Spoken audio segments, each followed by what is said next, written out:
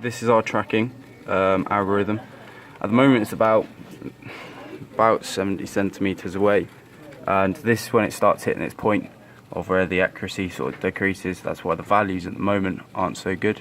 It's quite good from about under 60, and it'll get quite accurate from there. Over 70 it starts losing it, and above a meter it doesn't completely lose it. So this is our object. We found that the multiple colours actually helped the tracking system because it had more points of different grey to actually track.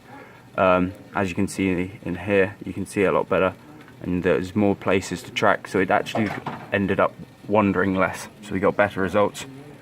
At the moment it's on a setting of 12. Every 12 frames it will update. This means that, as you can see, it's quite smooth movement, and helps it from stop wandering, stop losing the point.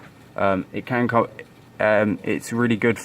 The distance is better when it gets to about under 50 centimeters, but it does track Y's and Z's. And as you can see, as the points, there's two values.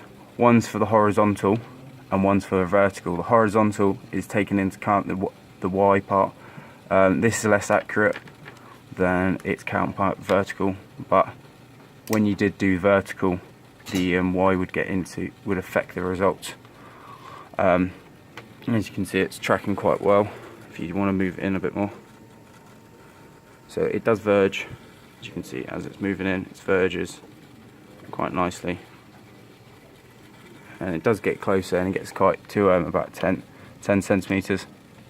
In the code itself, we have parts that if the values get above the constraints, it won't actually update, so it will never actually crash. So if it does lose a target and it goes wandering off, it will never actually crash and stop it from breaking.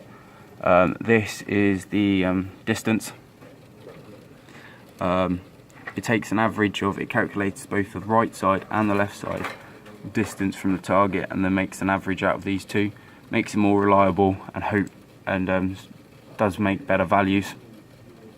In the code itself, we actually do change the amount of frame rate that it will update, because we found that the further away it went, the smaller the frame rate it actually wants.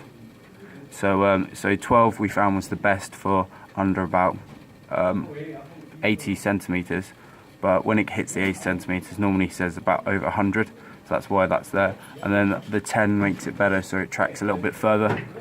But we do find the target we use gets a bit too small from longer distances, but works much better close up.